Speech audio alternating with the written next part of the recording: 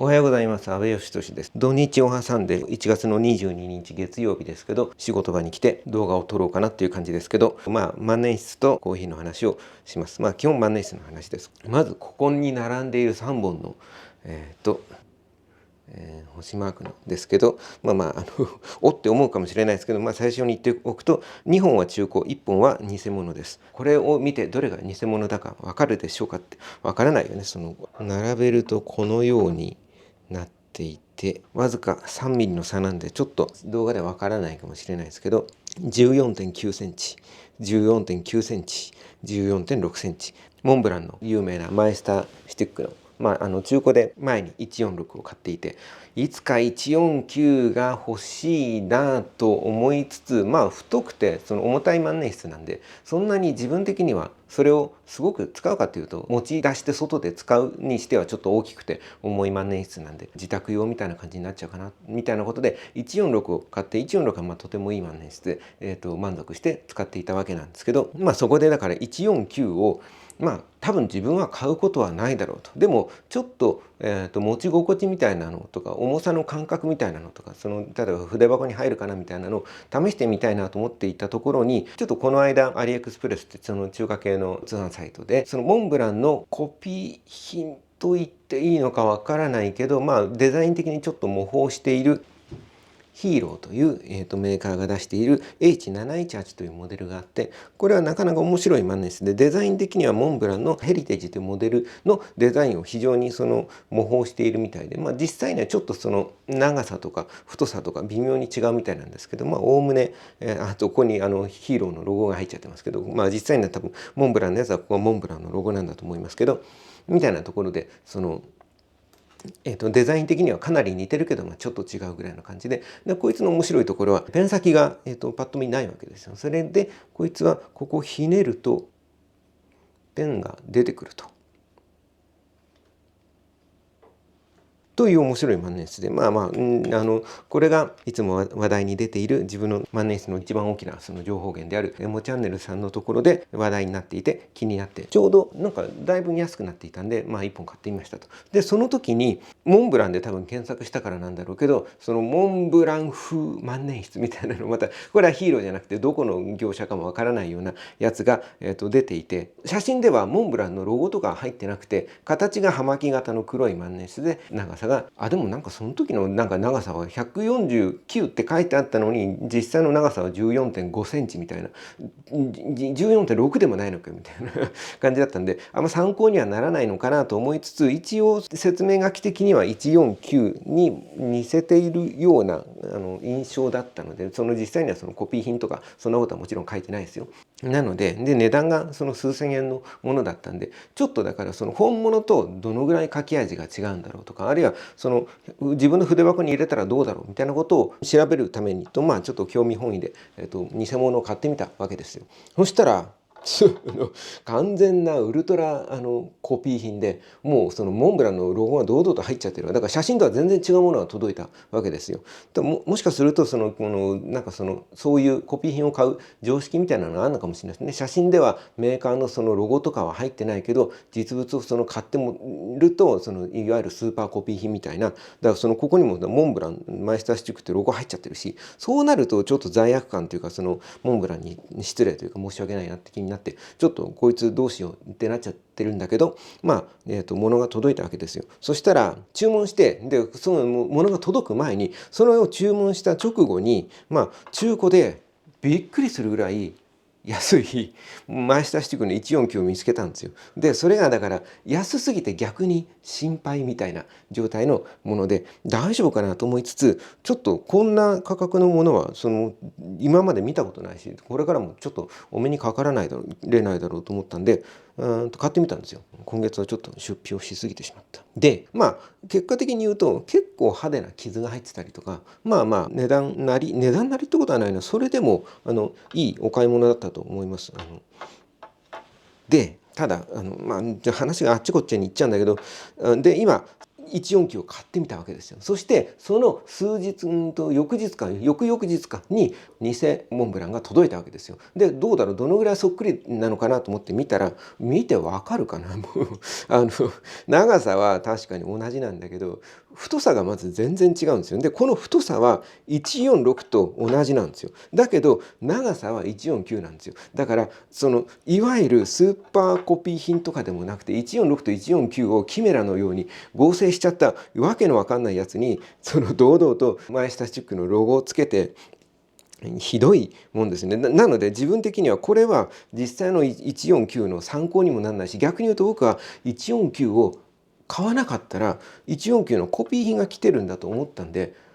微妙な違いはあれどこのぐらいの重さでこのぐらいの軸の太さのものなんだろうって思っちゃったかもしれないじゃないですか。後で写真とかで確認して気づいたとは思いますけど、なんだろうねこれは。なのでなんていうか何の参考にもならないものでした。ただよくできてるっちゃよくできてるなとも思いますね。ただやっぱり持った時の質感が、これ決して悪いわけじゃないんだけど、これを触った後に目つぶって触った時に見分けつくかどうかっていうとちょっと自信ないけど、こっちを触ると明らかに触り心地がいいんですよ。なんか違う、ちょっとやっぱりプラスチック感があって、こっちはなんかモンブランのやつはモンブランレジンっていうなんか特殊な何か材質で作られているのだみたいなことをどっかで見たことがありますけど、なるほどねっていうか、こうネジを締めた時の感触とかもこれが別に悪くはないんだけど、こいつはネジで締まってるから気密性は保たれてるけど、このキャップとボディの間になんかね隙間感みたいなのがあるんですよ。それに対してこっちの方がピチッとしてるんですよ。これは物的にはだいぶ古いモデルで、ちょっとやっぱり古いし傷もだいぶいってたし、あとちょっとなんかもうがっくりくる話だけど、これを届いた日にいそいそとインク入れようとしたら手がかじかんでて寒くて、手滑らして落っことしたんですよ。キャップを開けた状態で。幸いにっていうか不幸中の幸いとしてはペン先から落ちたわけじゃないんで大丈夫とは思うんだけど、でもそういう意味で多分この傷自体はその時に入ったもんじゃない、柔らかい床に落としたんで、じゃないと思うんで、もともとついてたもんだとは思うんだけど、全然それは文句はない。価格を考えたらこのぐらいのは全然いいんだけど、ただ自分のドジさ加減というか、せめて筆記感覚を確認してから、いや落っことさない方がいいんだけど、せめて落っことしてしまうにせよ、何も試せないうちにちょいとダメージを負わせてしまって、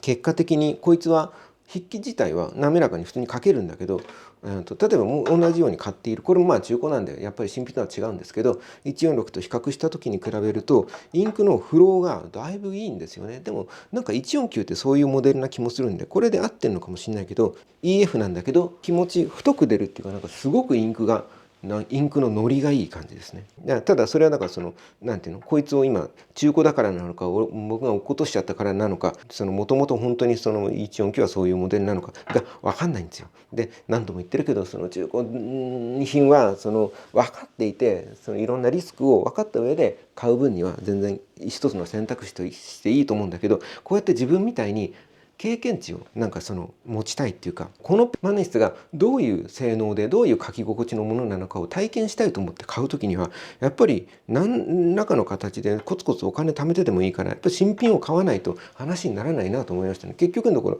なかなかいいじゃんと思って今気に入ってはいますけど、こいつが新品の時どのぐらいの性能なのかやっぱり結局分かんないわけですよね。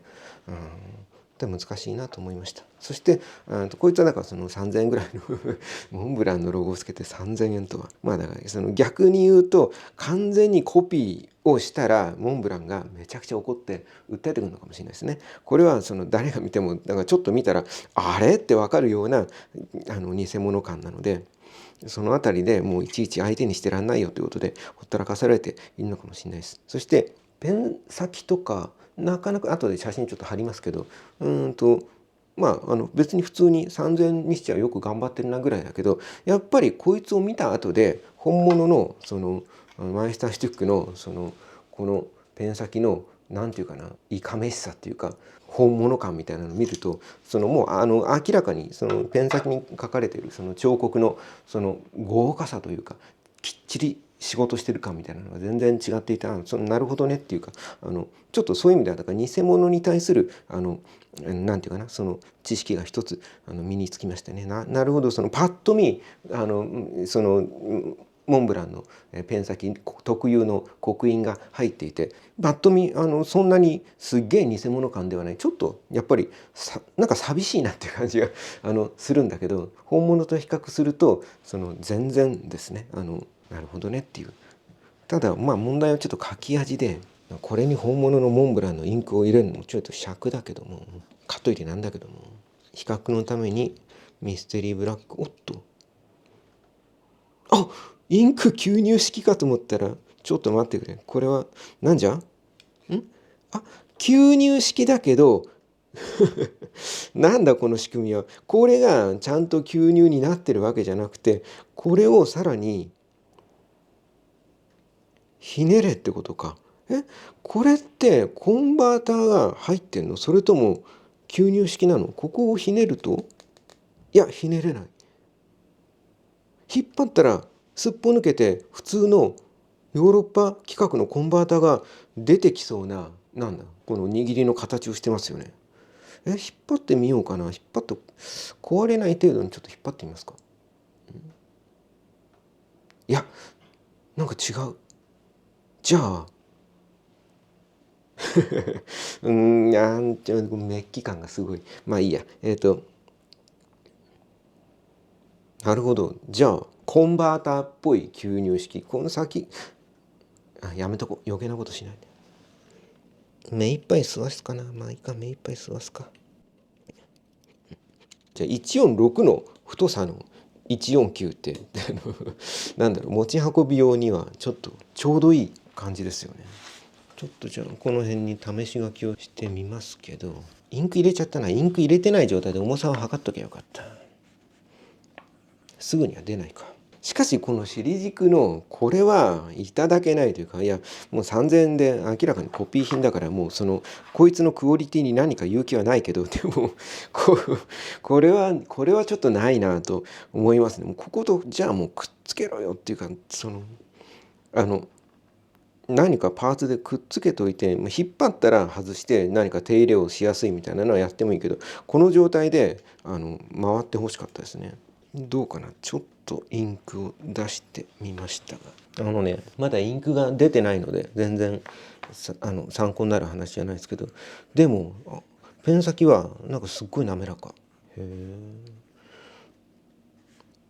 意外とだからさ、この安い万年筆でも書き心地のいいやつはさ、いいんで侮れないんですよね。こいつが出るまでの間に。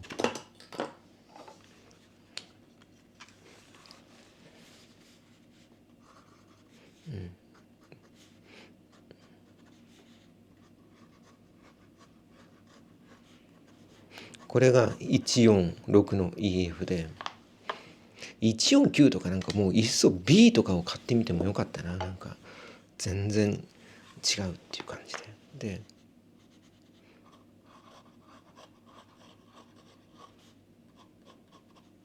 これが149で、書き味的には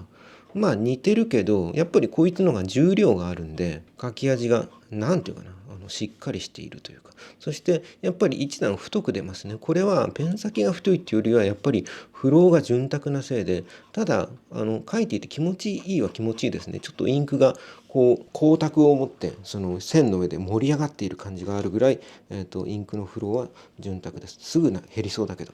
そしてそうだね、パッと見わからないけど、ここのキャップと軸の間に隙間がすごいある感じがするところとか、ちょっと作りの細かいところでチャチさを感じますね。そしてなかなかインク出ないや。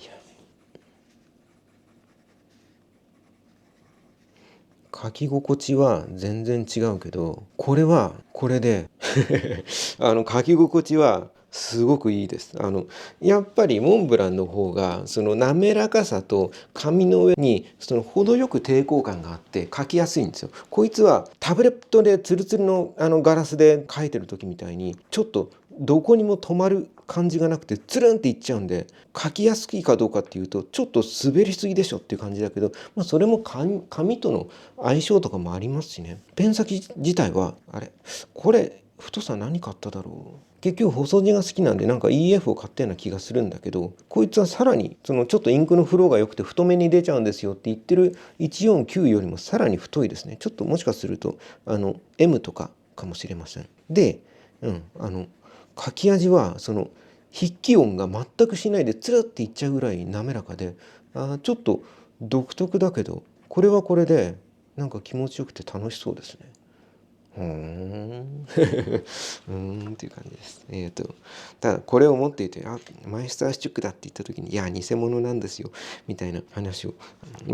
そんなにマネスのマニアが僕の周りに一人もいないのでそんな話もしませんが。ってなわけで149を買ってみたよ。そして149の偽物も買ってみたよ。そして本物の149を一筆も書かないうちに落っことしましたよっていうお話で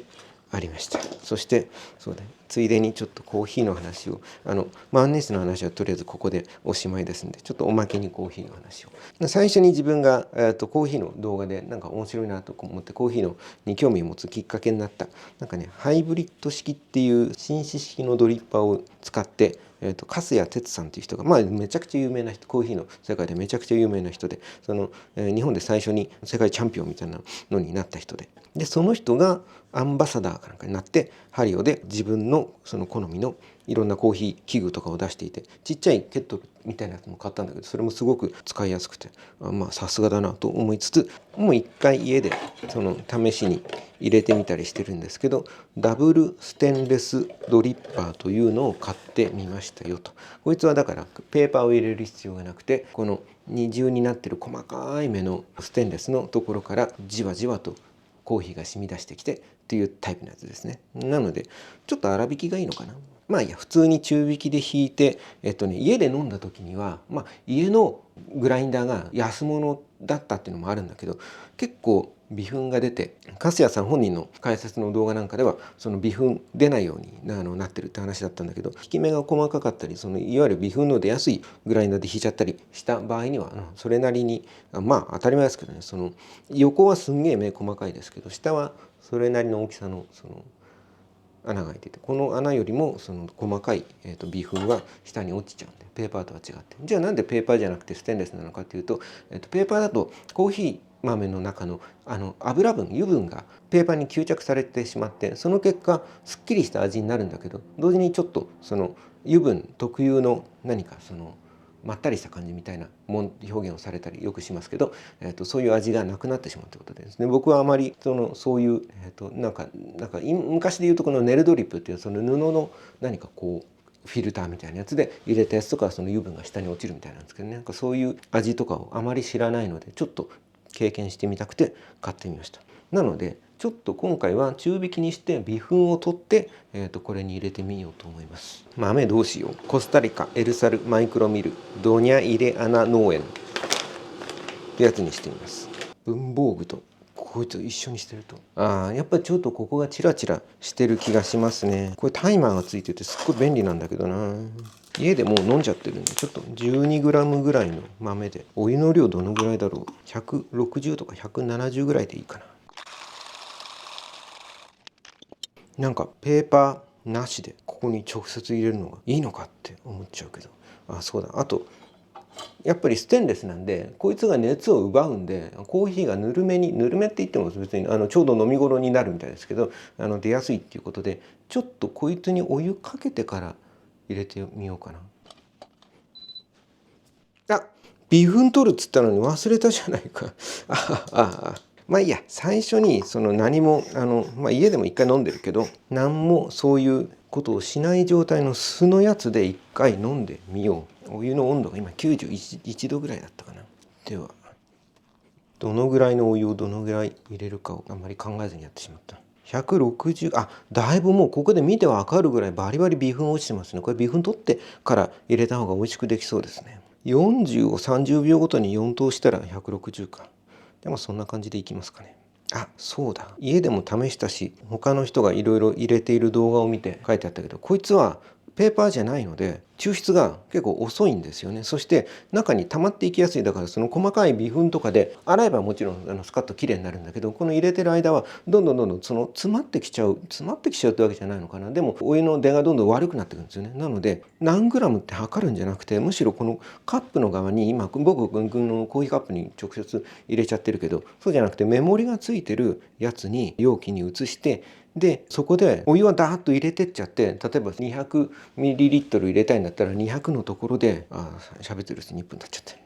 そう200のところで上にお湯が残ってる状態でそれをのけてしまうみたいな感じで、その 200ml 取りたいんだったら 200ml 取るみたいなやり方の方がいいよってなことを、どっかで、書いてありましたね。粕谷さん本人が言ってたのか。この見えるかな、なんかね、側面から穴が細かいから側面普通の金属のプレートみたいに見えるんですよ。それがこの写真みたいにその何もない金属の板からそのじわーっとコーヒーが浮き出てきて垂れていくんですよね。それはね、なかなか面白い。165ぐらいにするか。落ちきるかな、落ちきらないかな。万年筆とかもそうだし、カメラとかもそうでしたけど、新しいこと始めるじゃないですか。で初心者じゃないですか。なんか初心者はいいですね。学ぶことがいっぱいあって楽しい。そしてやはりこうやって細かい差についてひたすら考えていくと、自分の中でその対象物に対する、今コーヒーであればコーヒーに対する何て言うかな、解像度が上がるというか、いろんな部分で細かい違いが分かるようになってくるじゃないですか。そうすると絵とかもそうなんだけど、絵のことをずっと考えて毎日手を動かしていると、細かいニュアンスの違いが分かっていったり、そこになんか自分の過去にこう書いたらこうなったみたいな、その経験の積み重ねと、その時の、楽しいとか嬉しいとか悔しいとか、いろんな感情の積み重ねみたいなものが蓄積していくと、ある日ある線を引いて、そこに何かのニュアンスが乗った時に、その過去の自分の、経験してきたいろんな感情がその一本の線の中に乗るような気がするんですよね。そうなってくると絵に何か自分の中ではなんか厚みが出てくるというか、そこに意味を込めやすくなるというか、偶然意味がこもることを願いながら書いていたりするわけですけど、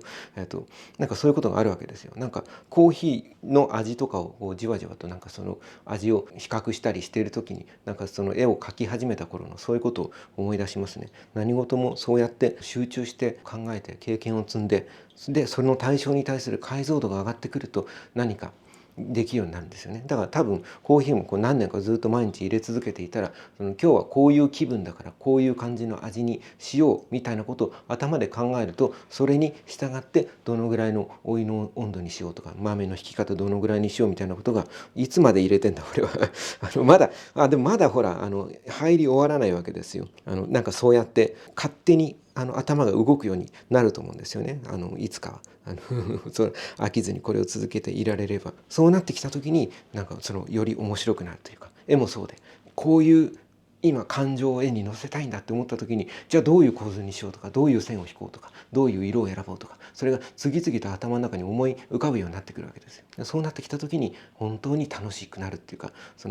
そうなってくると、自分の過去の経験の10年とか20年とかやってきたことが常に役に立つじゃないですか。コーヒーなり文房具の万年筆の書き心地みたいなものとかも日々どうかなって思いながらいろいろ書いてみて、自分の中で言葉を増やしていって、何か表現できるようになるといいですね。てなことで、6分かかっちゃってもう冷めてんじゃないのか。そして、これはやっぱり微粉はね取った方が良さそうな気がします。あるいはもっと引き目を粗くしてやった方がいいと思います。今までになかったような濁っているというか、曇っているコーヒーになりましたね。飲んでみます。今までに入れたこの豆の味とだいぶ違うというか、全然違いますね。甘み酸味の中に何か甘みを、実際に甘いんじゃないんだけど甘みのように錯覚する何かがある感じがして、あとやっぱり油分があるんで、何か滑らかな感じというか、油分が混じるんですよっていう言葉の説明を聞いちゃってるんで、自分の頭の中でそれを探そうとしてるんで、なんかそのように感じるっていうところもあると思うんで、これやっぱ目隠しして飲んでも、いつもこれ普通に入れたのとこのステンレスのドリッパーで入れたのを2つ並べて飲み比べたら全然違うっていうのはまあ分かるとは思いますね。そのぐらい劇的に。いやこうなってくると本当道具の一つ一つとか温度とかその豆の引き方とか焙煎の仕方とかもちろん豆の品種とかあらゆるものでちょっとずつ味が変わってくるんで、何かどっか基準を持たないとなんかずっとフラフラしちゃいそうですね。結構思ったよりもそのなんかパラメーターが多くて複雑、そしてなんかやれることがたくさんある。コーヒーハマる人の気持ちは分かりますね。これは面白いですよね。面白いしまた美味しいしね。ってなことで、今日の一杯と万年筆の話でした。なんだろう、これを見てそんななんか有明で3000円で見た目ちょいモンブランみたいなやつ売ってんだみたいになってちょっと買う人が増えたりすると、自分としてはそのモンブランが好きな人間としてはちょっとあれなんで買っちゃったのになんかその買わないでねっていうのもなんか変な話ですけど、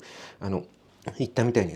この安い偽物を買ったところで僕は今比較のために買ったし、これもう勉強と思っているのでいいんだけど、でまあこいつがだから筆記性能も悪くないので全く別に、むしろもうロゴとかつけないでさ、そのモンブランぐらいの重心でモンブランぐらいの太さで、でも全然違うよみたいな、もうなんか緑色とかさ、そうしてくれた方がいいんだけどな。なんかそのモンブランっぽい握り心地どうかなとか、筆箱にちゃんと入るかなみたいなことを試したかった人間としてはね。ロゴをねパクられると、だから写真の方では怒られないようになのかロゴは隠してるんですよ。なのでだからここロゴはついてないんだろうな、ロゴがついてない写真だったんですよ。これを買うんだったら中古でもいいから本物を買った方がいいし、中古を買うぐらいだったら貯金をコツコツしていつか本物買ってないのに言うなって話ですけど、絶対にいっぺん新品を買って、要するに書き味を知りたいみたいなことになった時に、やっぱ中古品は確信がやっぱり自分の中でずっと持てないままになるんで、いずれ僕はこれやっぱりお金貯めてどっかで新品を買ってそうだったのかっていうなんか経験をしなければならないと思いましたね。というわけで、偽物には皆さん気をつけてねっていう。逆に言うとだからちょっとよくできてるから、これでもしかすると探したら本当に太さも149のこの太軸のこういうのが出回ってるかもしれないですね。ただ例えば中古で新品はもちろんそのモンブランのその専門店行けばで買えばいいんだからいいじゃないですか。絶対偽物つかまされる心配ないじゃないですか。中古の時は逆に言うとこいつが、いろいろ迷ったけど偽物じゃないだろうなと思ったのは、すんげえ今磨いて傷取ったんですけど使い込まれていて、本当にこれはちゃんと使ったペンなんだなって分かるんで、偽物ではないなっていう、逆に偽物こんなに傷つくほど、使う人もいるかもしれないけどもって思いましたね。なので多分これは偽物ってことはないけど、俺が落っことしちゃったせいで本当に後悔なんでいつまで喋ってんだということでした。コーヒーと万年筆の、動画でありました。でこのダブルステンレスドリッパーはなんか非常に特徴的な味が出るので、そうだな、コーヒー好きな人は値段が Amazon で買って4000円ぐらいしたんで、なかなかのものなんでちょっと高いですけどね。でもコーヒー毎日飲む人だったら何かそういう投資をしてもいいかなっていう感じはしますね。そして微粉は気をつけて飲めば下に沈殿するんで、その微粉を飲んじゃうことはないですけど、仕事しながら飲もうと思ったのにもう飲み終わっちゃってるということでした。